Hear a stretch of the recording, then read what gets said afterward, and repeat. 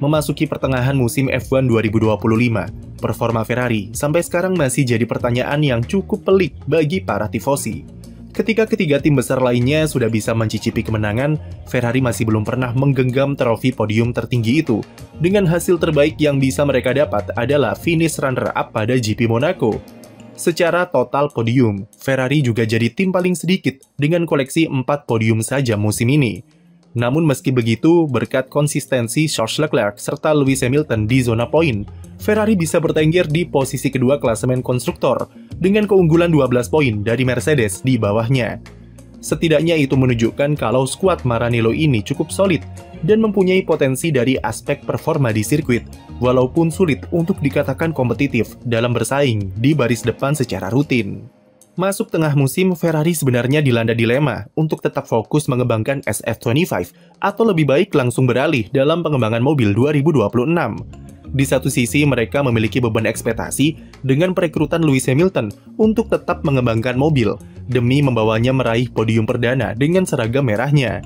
Frederick Vasseur jabatannya sebagai tim prinsipal sudah digoyang oleh media Italia dalam beberapa pekan terakhir karena performa Ferrari yang tidak jelas musim ini serta ekspektasi yang besar dari publik. Namun di sisi lain, Hamilton sendiri sudah berkali-kali mengatakan kalau dia sudah pasrah dengan musim 2025 dan lebih baik segera fokus tahun depan dengan regulasi baru. Langkah yang diambil Ferrari adalah mereka tak ingin menyerah begitu saja untuk musim 2025 dan setidaknya akan berusaha sampai jeda musim panas untuk memperbaiki performa mobilnya. Serangkaian upgrade yang diluncurkan sejak GP Spanyol, lalu GP Austria, dan terakhir pekan ini di GP Belgia, diharapkan jadi usaha terakhir Ferrari sebelum fokus penuhnya ke 2026.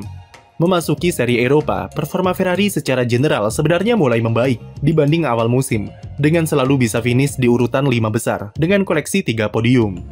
Lewis Hamilton juga menunjukkan improvisasi, terutama di aspek kualifikasi, di mana ia bisa start dari posisi top 5 sejak GP Monaco.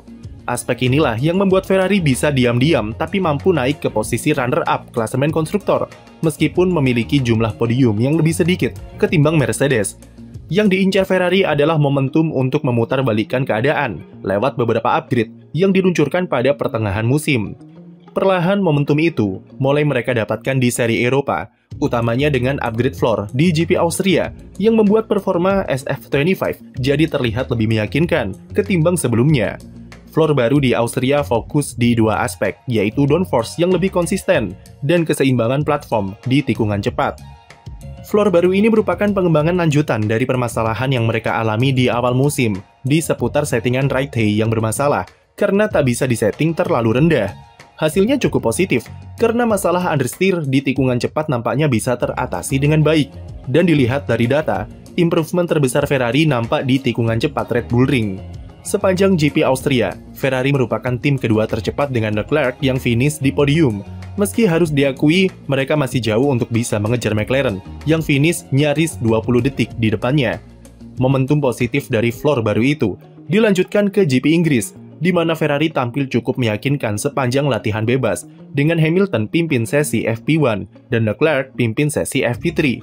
Hamilton sendiri walaupun harus puas start dari posisi kelima, namun itu tidak menggambarkan potensi kalau pembalap Inggris ini seharusnya bisa start minimal dari 3 besar. Hamilton bisa unggul tipis dari Oscar Piastri di sektor kedua yang banyak tikungan cepat, sampai kemudian Lewis sedikit buat kesalahan di beberapa tikungan terakhir yang membuatnya kehilangan 0,2 detik. Secara performa jelas kalau SF25 sudah ada perbaikan yang signifikan di tikungan cepat, dan itu ditunjukkan dengan sangat jelas di Austria serta Inggris. Untuk GP Belgia, Ferrari berniat lanjutkan momentum positifnya dengan luncurkan upgrade suspensi belakang yang selama ini ditunggu-tunggu. Suspensi belakang baru ini diklaim meskipun improvisasinya tidak akan seberapa, namun bisa membawa perubahan yang sangat terasa terhadap perilaku mobil, serta pendekatan setup Ferrari yang bisa lebih agresif serta variatif. Modifikasi yang dibuat sesederhana memajukan wishbone atas bagian depan, yang akan membuat efek anti-squat dan anti-lift menjadi lebih kuat. Dampaknya adalah menjaga kestabilan mobil saat mengerem, akselerasi, dan bermanuver di tikungan cepat untuk downforce yang lebih konsisten.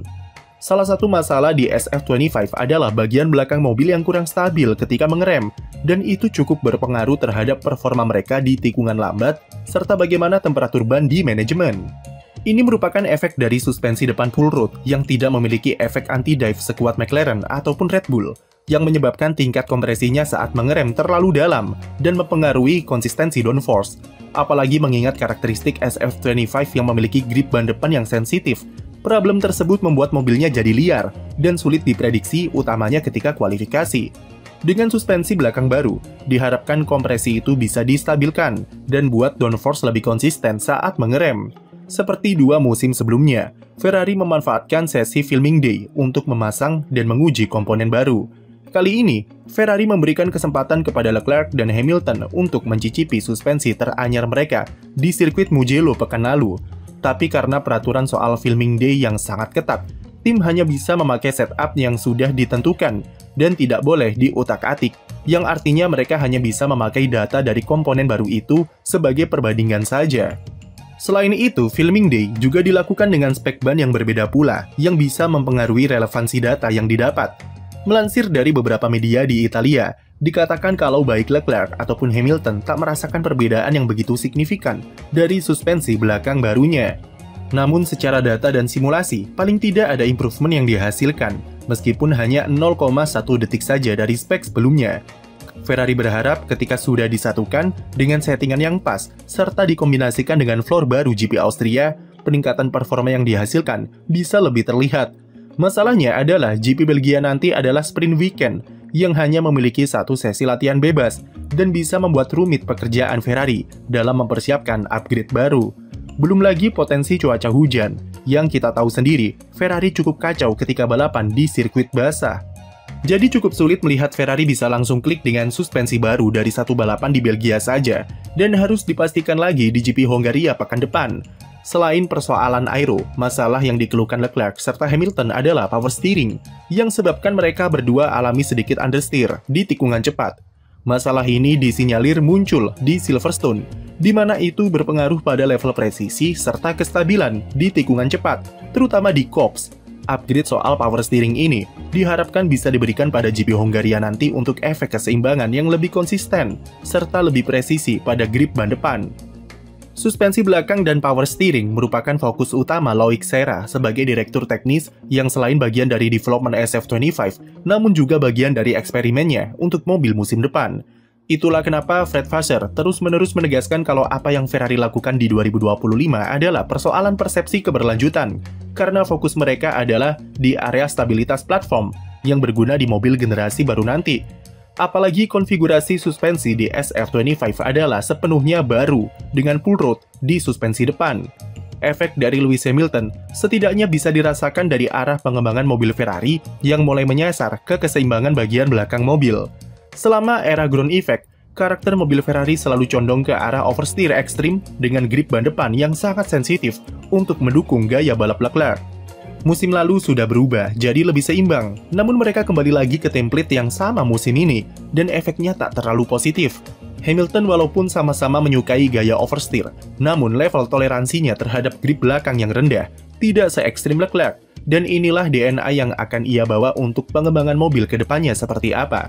Masalah di pengereman diyakini juga baru diketahui karena gaya balap Hamilton yang sangat suka mengerem dengan begitu dalam dan agresif daripada Leclerc.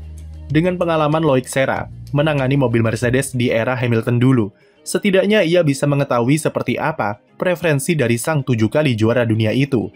Leclerc sendiri tak begitu mempermasalahkan soal arah development mobil nanti bakal condong ke siapa, karena tahun lalu dia terbukti bisa beradaptasi dan makin kompetitif ketika karakter mobilnya lebih netral. Dan jika melihat tren 2 musim sebelumnya, upgrade pertengahan musim selalu menjadi titik balik Ferrari untuk lebih kompetitif di paruh kedua. Tapi yang jelas mungkin terlalu ambisius jika langsung berharap mereka bisa langsung menyaingi McLaren, dan tetap jaga ekspektasi, mengingat ini adalah Ferrari. Sekian video dari kami, jangan lupa beri like dan subscribe untuk konten F1 lainnya.